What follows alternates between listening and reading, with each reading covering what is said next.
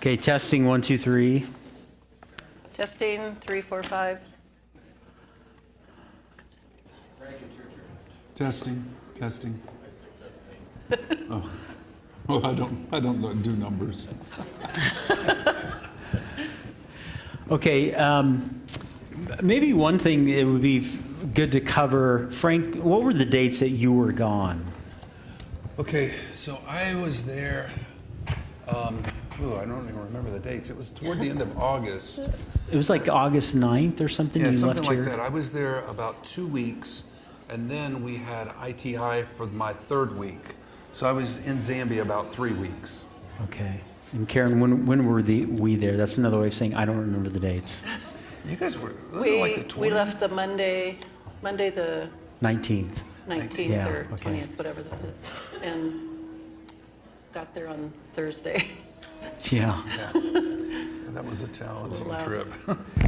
Yeah. We won't talk about that though, because we're trying to encourage people to go on trips. But. So some of our first slides, Frank, after this one, have to do with the Evans, and so maybe just walk us through those, Sure. and then we'll see if people have any questions for you on your time with the Evans.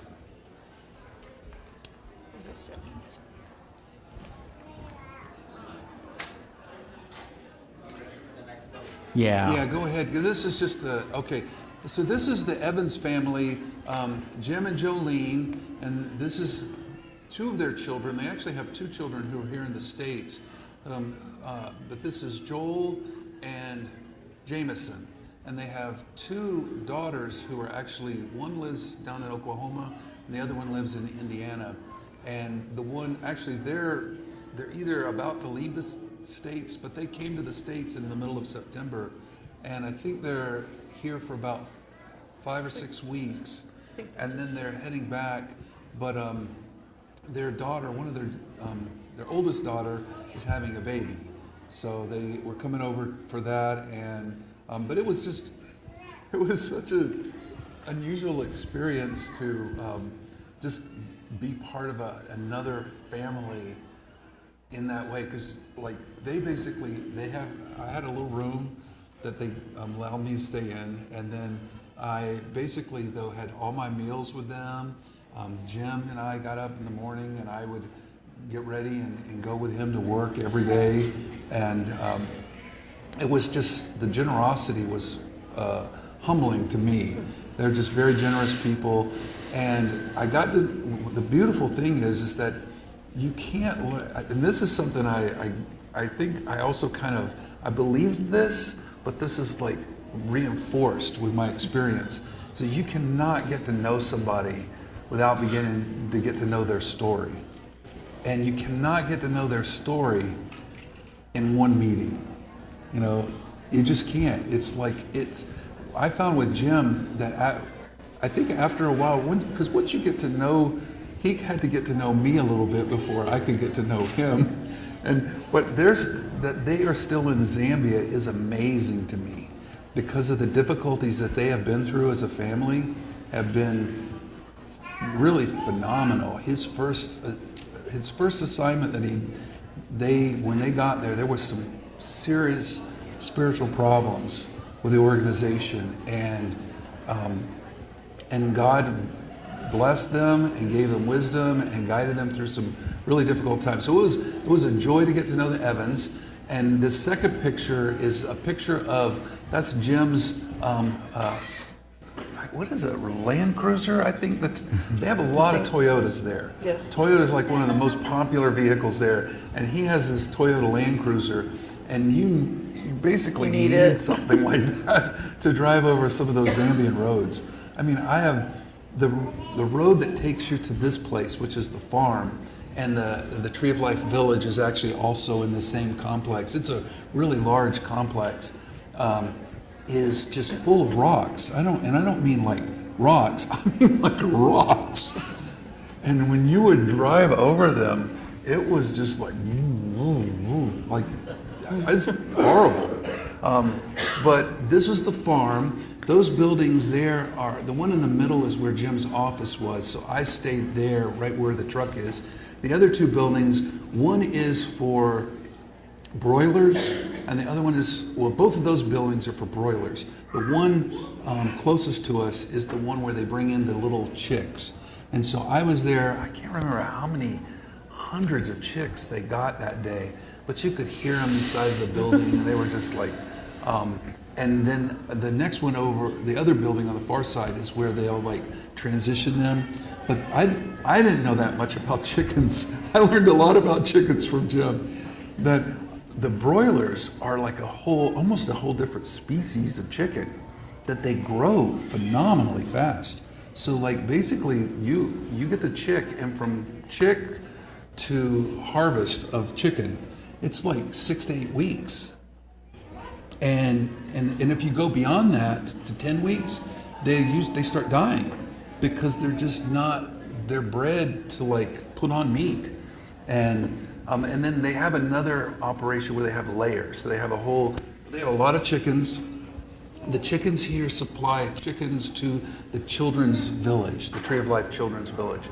So they have about 50 something houses, I think, and each house has 2 house mothers that, or actually I think they have like complex of houses where they'll have like on average 2 house mothers per house, and then they have some floaters who help, with like giving people time off or people get sick and stuff. But then they will have in a house like 10 to 11 children. And the children's village is there on the campus, but they also have a high school and they have a medical clinic, a really nice medical clinic, all in this place that's called the Tree of Life Children's Village. And so these provide chickens to the house mothers for their kids, and they also get eggs from there as well. So they have like a big egg operation. So next slide. Frank, can I interject? Sure. Because maybe get you to comment on this too. So here's what we're talking about: is over the last a couple decades, there's been a lot of writing on how that sometimes missions, if it's just a funneling in of money, hurts people. It hurts the givers and it hurts those it's going to. And there's never ownership on the other side. There's especially been a lot of writing on how Africa has been hurt by well-intended pouring in of money, and then in some cases have made them dependent on that. So one of the ways that we will be cheerful givers is, yes, we're helping the ministry get on its feet, but we want to work ourselves out of a job, on this end. We want them to be self-sustaining. That means raising animals, raising chickens, raising pigs, raising crops to be able to sell, and teach the kids who are there how to do these things so they can get jobs when they get older, and also to be self-sustaining in the taking care of the orphans. And so it all sustains itself, teaches the kids. What Jim Evans is doing on a larger scale is exactly where Zambia Mission Project wants to go. That's why it was so strategic for Frank to be there. And it's why, if you're sitting there going, why are they talking about chickens and business and all these kinds of things? Why are they talking about this? I thought this was missions. The answer is yes, that is missions. So Frank, maybe you have this in your mind to cover, but Jim had said there was a way that their ministry could support Zambia Mission Project. And so with the sunflowers and all of that. So so one of the things, and I didn't actually, I talked with him a lot about it. I didn't get to see a lot of that operation because we were doing a lot of other things, but I did talk to him about, they have this, he started this within the last year, where they make cooking oil. And they make cooking oil, and they make it for the village, for the house mothers to use, but then they also are able to sell some of it that they have in excess. So what they do though is they don't grow sunflowers, they buy them. So they'll buy the sunflower seeds, and they have an oil press machine where they will take the sunflower seeds and make oil from it. And so we had talked to Jim about this, and I was able to talk to our board as well, that if we are able to start growing sunflowers, we could sell the sunflower seeds to Jim. They would buy all the sunflowers that we could produce, and they use it to make oil that they then sell, which is part of this idea of like being able to kind of develop economy, because that's the thing I think that is hardest to envision unless you're in part of the economy, right? Because we could go over and say, hey, well, let's make X. But if they don't need X, there's no point in going over there and making it. But Jim has been there for over 12 years, and he's connected in, and so like he saw this opportunity to start making sunflower oil, and was able to get funding to buy the equipment for the machinery. And then his idea too is because then he can help farmers, because like in that situation, like he could, like our farm, if we produce that, then we could sell it to him. And I think that's part of the vision that we were able to begin to so not only sunflowers, but also groundnuts, because they make their own peanut butter. So they make cooking oil, Jim does, and he also makes peanut butter. And so those were just two crops that I was able to share with our group and say, hey, if we were able to start growing these in some capacity, this would be a market for us. And so that's part of that model of sustainability. So before Frank goes on, let me ask you a question. What is the best way to help people in poverty? What do you think? Yep, teach them to fish. Not only teach them to fish, but teach them and cast the vision where they're not only turning around and teaching other people to fish, but they're multiplying boats. And they're starting fishing businesses. In other words, to be self-sustaining.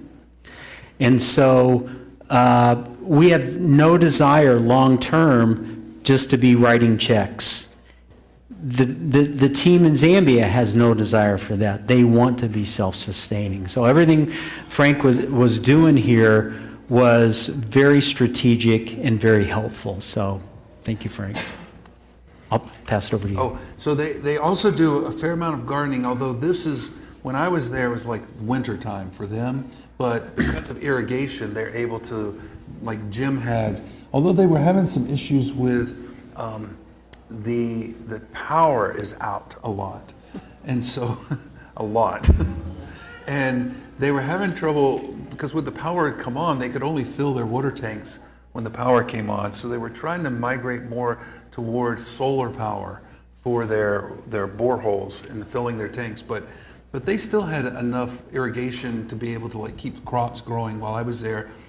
Shown here is some greens on one side, and then on the other side, I took this picture really because Jim, they have these, he called them Zambian eggplants, but they're called impwa. And he hated them. He was like, they're horrible. I can't imagine how, but they grew a bunch of them. And so apparently they were pretty popular. As a matter of fact, while I was there, and that was one of the things I thought was really cool about Jim's operation, was that everyone who worked for him was Zambian. So all of the people he employed, they were all Zambians. And so that's awesome, because then it's not like they're bringing over a bunch of Americans to do all the work.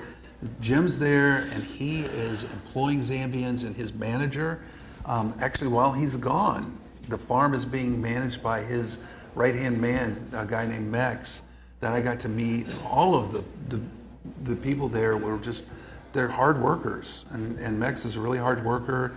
I got to learn about chicken tractors, and Mex had gone down to learn more about, and it's interesting. It's very interesting, and it's also part of this self-sustainability, because with a chicken tractor, I don't know if you know that much about them, but they're basically mobile chicken coops where you can move the chickens around the farm.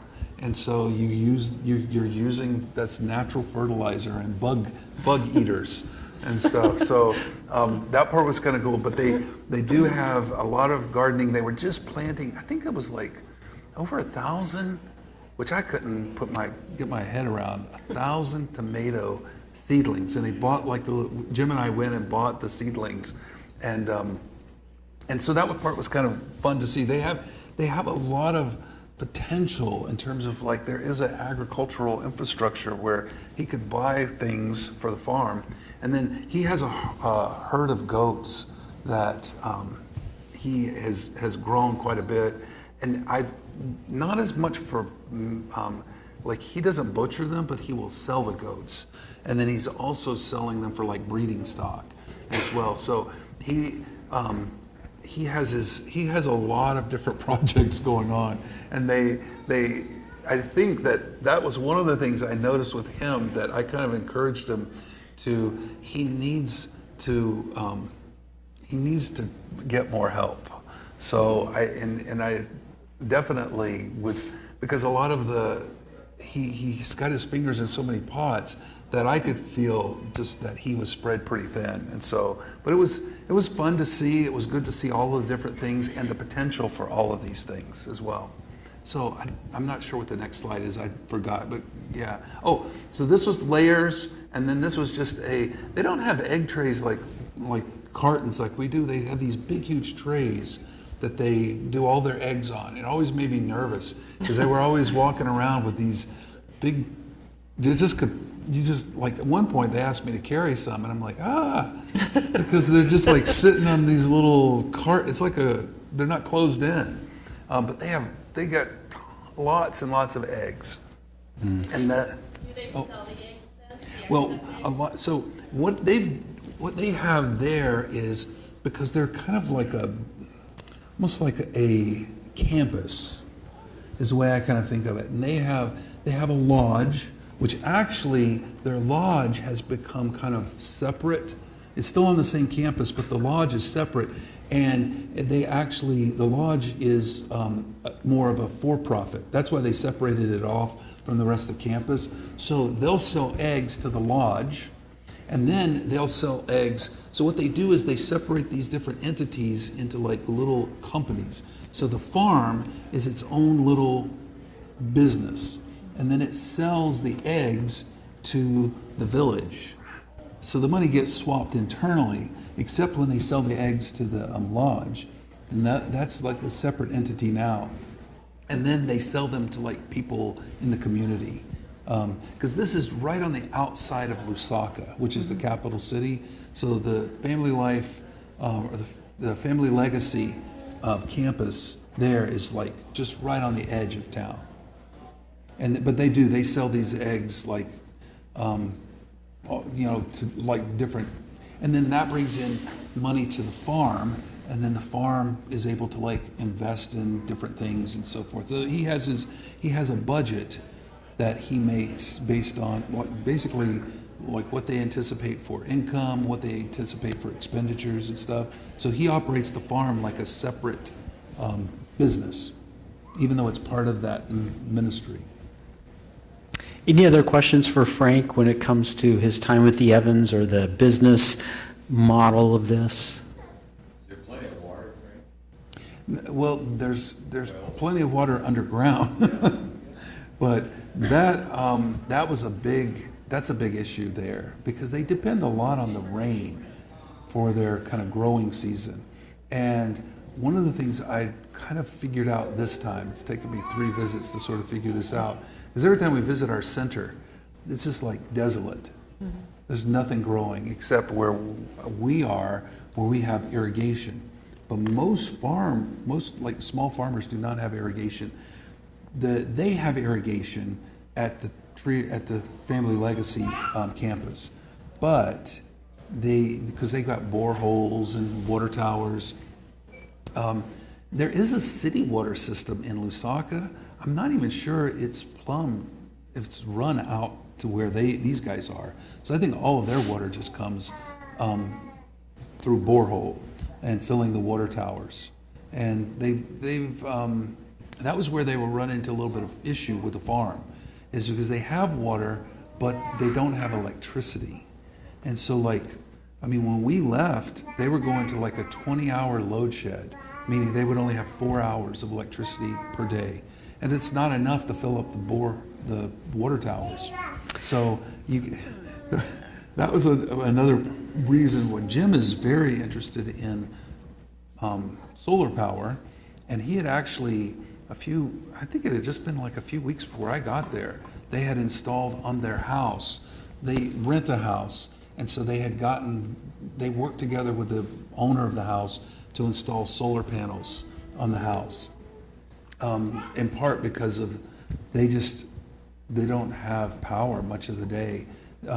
And like in the evenings, we would have never had power had it not been for their solar battery. So they had this big battery that then in the evenings we would have lights. The solar power they have though it's like, and this is true of solar power in general, I've learned, it's good for things like lights and low power consuming, but not, like you can't cook on it. You couldn't run a stove on it. It would have just depleted his battery right away, and we would have just been sitting in the dark. So baking was kind of tricky. And so actually when Tom and Karen came, we were like, Jolene was having to time out when she was going to bake her lasagna, so that whenever the power is on, and they give you a schedule, this is the other thing that was funny, they give you a schedule of when the power is going to cycle on and off, and they don't follow it. So basically, when the power was on, she would start cooking because it was going to be turned off, and you had no idea when. So the load shedding, let me explain that. The reason for that is they've been in a severe drought the last year. And so they got virtually no rain in their rainy season. And, this was my third time there for an ITI. And, the first two times there was basically no problem with the electricity. But Lusaka and the area around it gets most of their power. It's hydroelectric, so they have a reservoir. That reservoir is 90% dry. So that's why when Karen and I got there, they were load shedding 12 hours a day. By the time we left, it was 17. They were getting ready to go up to 20. Now you imagine that, and even in interactions with the Zambia Mission Project team since then, it's a challenge to get their phones charged, anything that's run by electricity, because they never know when it's going to be on. It could be the middle of the night. So it's a huge problem, and it's something that we really need to be praying about. But any other questions for Frank as far as, again, time with Evans or the sort of the agricultural things that we're trying to do for the Orphan Care Center? Matt? What percentage of it was crops versus animal and livestock? Repeat the question. Oh, yes. Oh, thanks, Larry. Yeah, so the question was what percentage of, and I'm assuming you're talking about it at the farm that I was at, what percentage was livestock versus crops? And I would say it was mostly, I guess it was about 50-50 because they have a huge garden.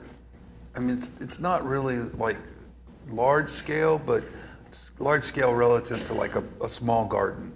Like I said, they planted over 1,000 tomato seedlings. And so they have a very huge garden area where they grow greens and tomatoes and these eggplants that Jim, he said they were very bitter. That was why he said he didn't like them, but I just thought it was kind of funny. And their livestock was mainly the chickens, which they have a big chicken operation, and goats. But those are the only livestock. So, and I don't think he was even talking about getting into cattle or anything like that. I think it was just mainly the chickens and the goats were the big thing they did. And so their food, their staple food is something called nshima. It's made out of cornmeal, or they call it mealy meal. So that's what those big bags were that the kids had at the orphan center. And so just also to explain, those kids aren't living at an orphan center yet. They're still living in the community. And so if parents are out of the picture totally, they're staying with somebody or, something. But so they were taking that meal back to wherever they were staying, to help with putting food on the table. So Ken, you look, I think your hand was up, Ken? Yeah, more about the meal. Are they able to grow their own corn? Do they have any improved varieties that work there, or are they dependent on imports for the corn meal? They grow their own corn when they have rain. But that's a problem. So for example, Isaac Muswala, who is the Zambia Mission Project leader that all 3 times I've been there has kind of been my chauffeur because he has a car. He's a pastor and a florist is his other job. But he also grows corn. And the corn is to provide for his own family, and he does sell some of it. He virtually lost all of his corn, and that was very typical. So you can see the domino effect.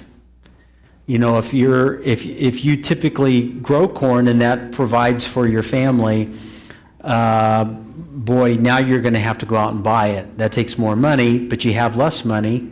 And then, I could sell more flowers, but who wants to buy flowers when there's a drought and you're trying to put food on the table? So,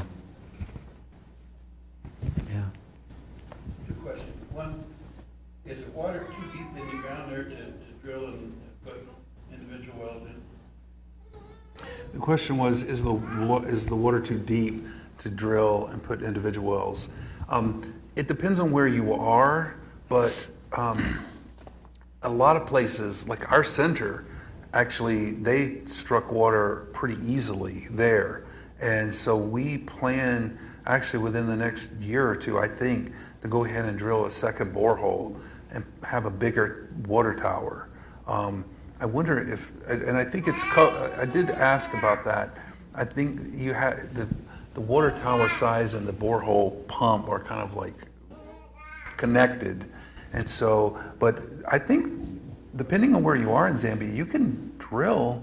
It's just not cheap to do that for a farmer. I think it's a big investment for them to put in a borehole and put up the water tower. But it's definitely something that's doable. Can they put it, is there wind enough that they can put in windmills to charge it run? Yeah, the question was about windmills. I did not experience much wind. They said, though, that during the rainy season, it's a lot windier. As a matter of fact, I've been there a total of like 6 weeks plus another week and a half. And the whole time I've been in Zambia, I've never seen rain because I go in the wintertime and that's like their dry season and it's dry. I mean, it's kind of like what we've been experiencing over the last several weeks. It's very dry there. I don't think windmills would be very doable. Yeah. Just because I I just don't think they have the consistent wind.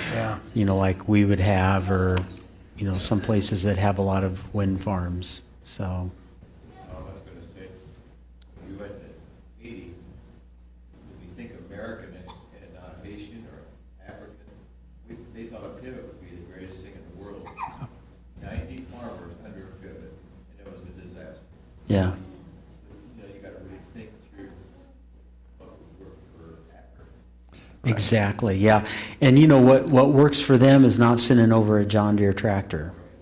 Right. Because within a matter of a few years, you'll just see it sitting out by the side of the road, broken down. Yeah. So, yeah.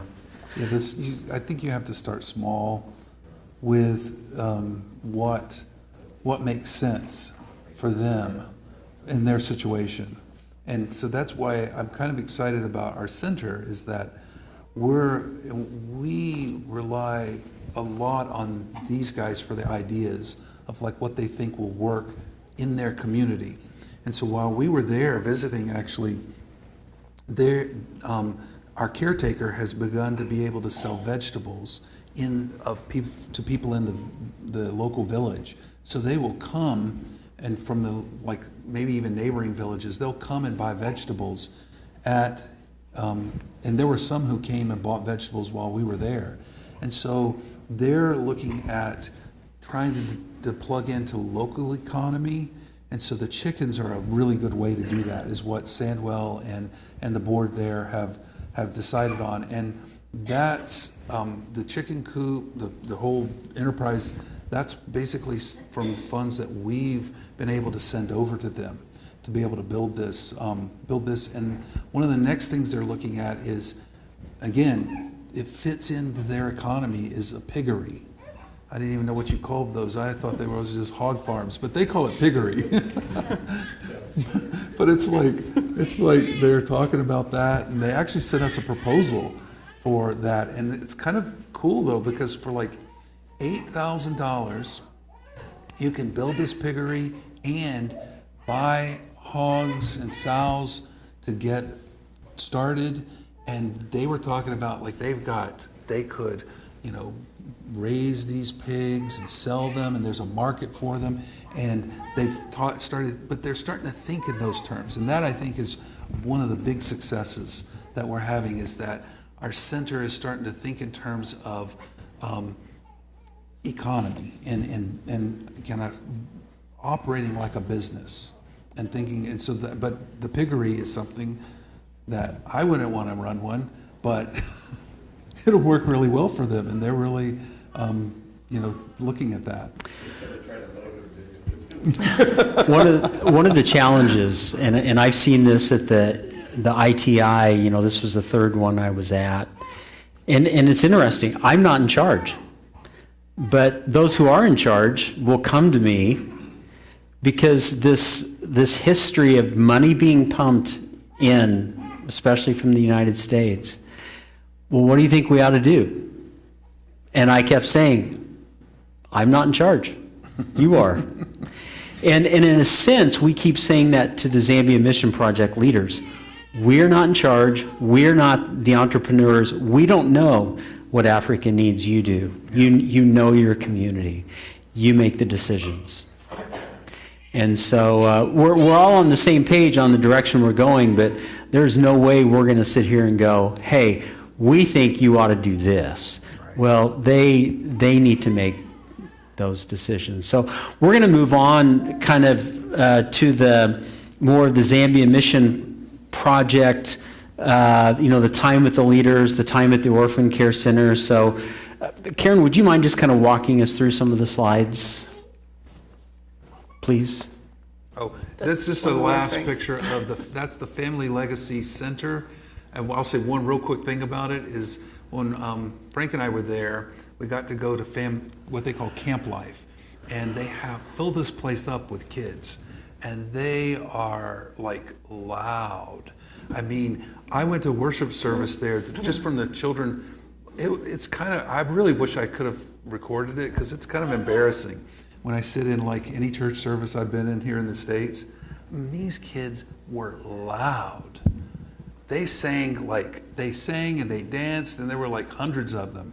And it was really exciting, and that was in this Family Life Legacy Center. So that was part of my visit to Jim. So Gary. Is English a common language? It is the common language, but they speak mostly to each other in like their kind of local language. Theoretically, they all learn English growing up. And that would be because of their British background. So they gained their independence in 1964. Prior to that, they were a British colony. So, and some speak English better than others. So, okay, Karen. Good. So as you see, this is on the road to the Orphan Care Center, and it is a paved road. It was paved most of the way till we had to turn off, and the last little bit was bumpy. But it just shows a little bit how dry it is and what the buildings look like. Next. Do you want to look at this? Just another picture. I thought the trees were really pretty. This is a fan palm that I used to see where I used to live too.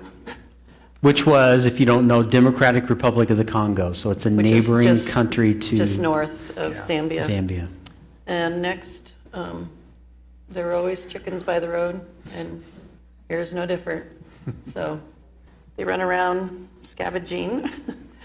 And then next, we got to the Orphan Care Center, and this is the first orphan house that's being built, like I think Frank said. And that's where we all gathered with the kids for a short program and where they were to receive their gifts. Next. Here's some of them coming from probably the nearby village. I think some of them had to walk several miles, and they just did it. It's part of their life.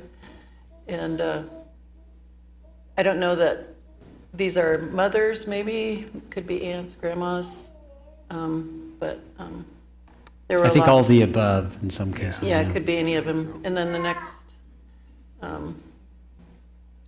probably a big sister with a little brother, and her hair was really long. It was fixed pretty neat. Next, here's Sandwell in the front, giving a little devotional to the kids. And behind him is Isaac Muswala, who Tom referenced previously, who was our chauffeur. And then Tom, and then this is little Isaac. Yeah. So we have big Isaac and little Isaac. And they all went to school together, I believe, at Ambassador University. And so they had to distinguish between them. These are the, I believe, 5-pound bags of sugar that were given out to each child. And, I'm guarding them.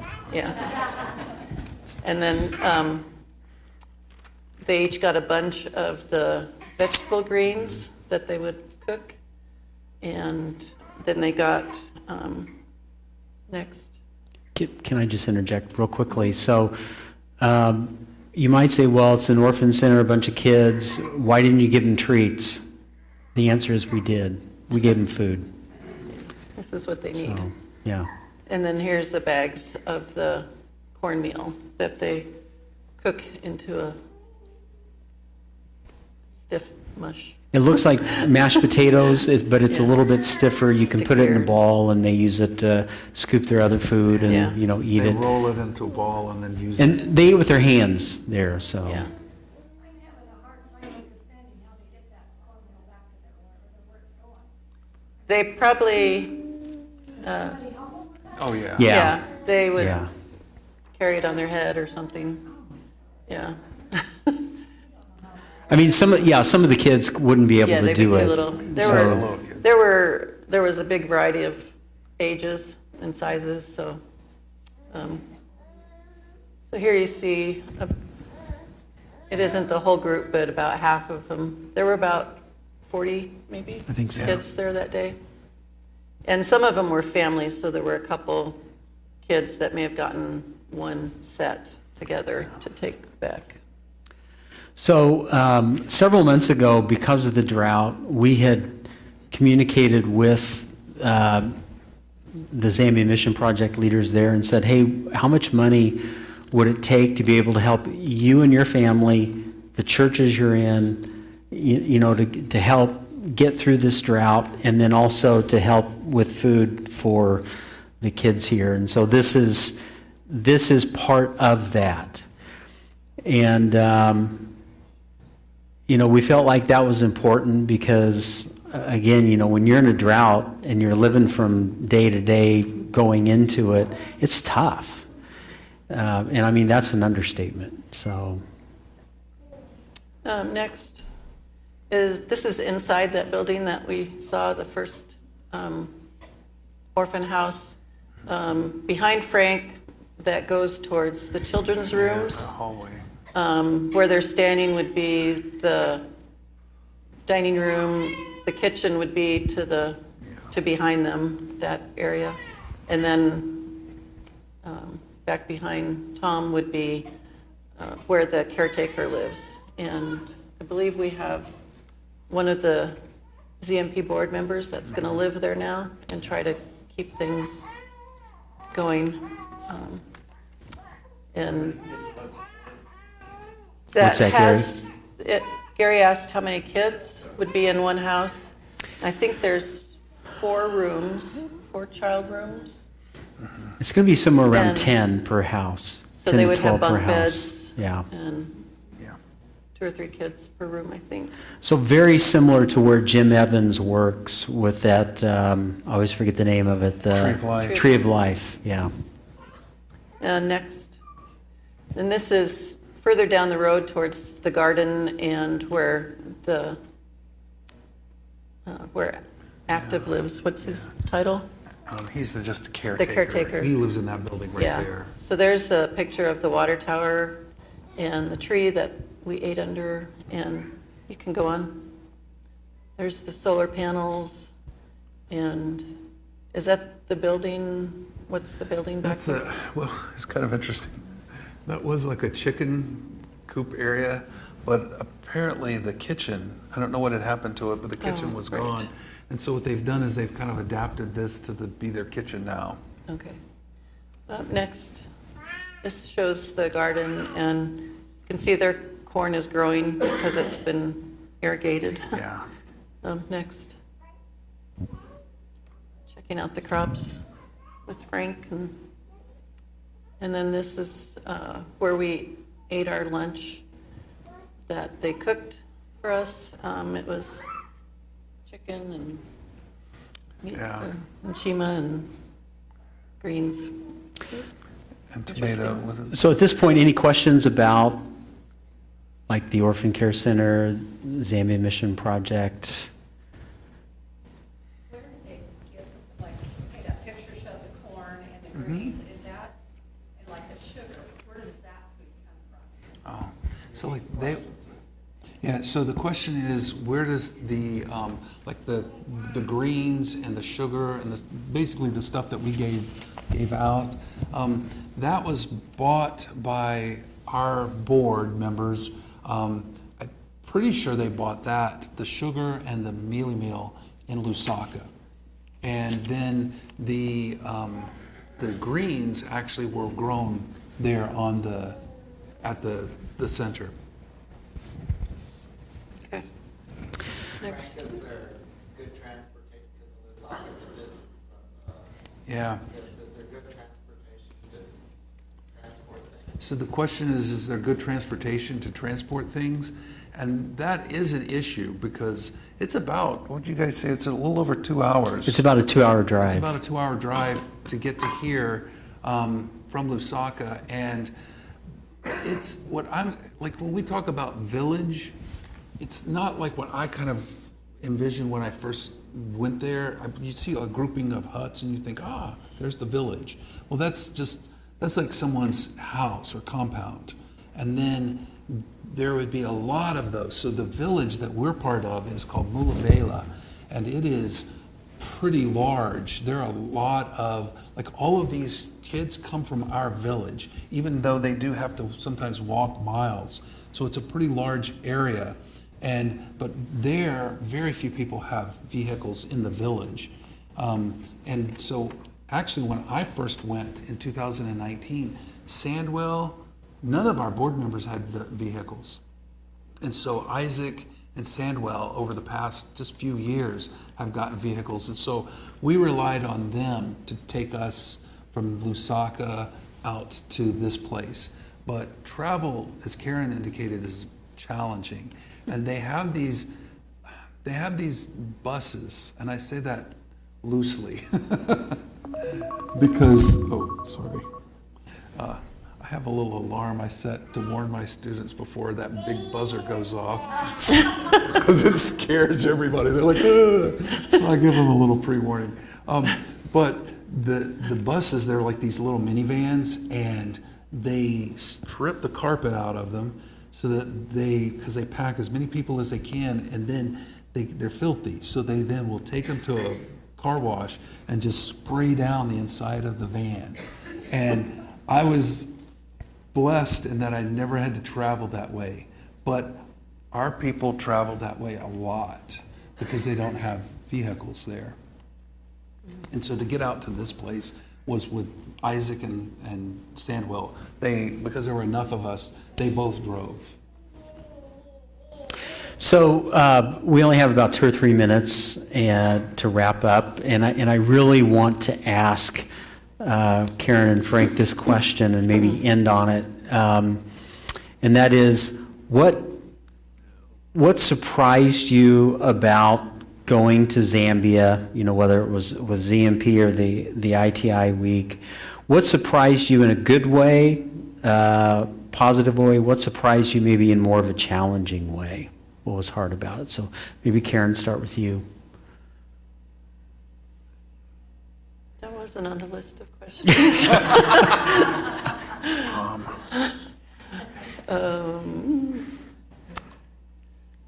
Well, I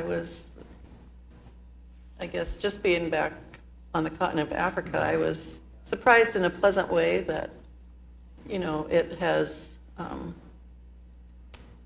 become fairly commercial and easy to get around in the city and, you know, modern and things like that.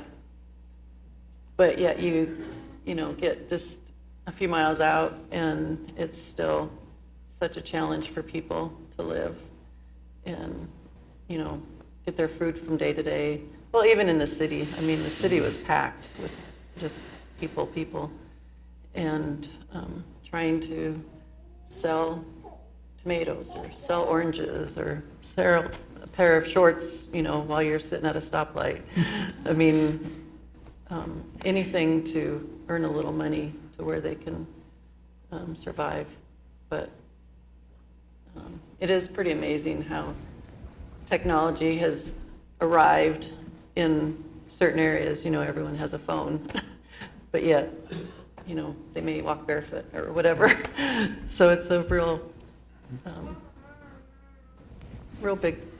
So Frank, you've been there now 3 times. So what's been surprising in a positive way and a negative way for you, or more of a challenging way for you? Well, I think the positive thing for me was that it really did feel like this time, based on the stories that I was hearing and the things that I was seeing going on, it definitely does feel like God is doing stuff.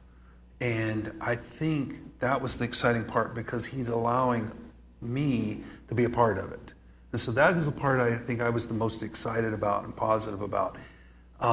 Because even it can be very depressing when you start to see the conditions. And I think that was probably one of the most negative things I learned this time, was about the street children, because I had not really learned about street children before. And they actually, within Lusaka, there's a number of kids that are they're orphans that just live on the streets. And I was unaware of that, and I got to talk to some people that shared with me about the challenges of that. And I say that I think there's a lot of potential, and God's doing stuff, but there's also still a lot of stuff that needs to be done. Mm-hmm. Yeah. Well, that is all the time we have. So if you have more questions, want to talk to any of the 3 of us, feel free to do that. There is information up on the slide now if you want to look more into Zambia Mission Project or Network Beyond with the International Training Institutes. That's how you can do that. If any of you are interested in giving toward either of these ministries, that's where you would go. If you have questions about that also, you can contact the office. So thanks for coming. Thanks for the time.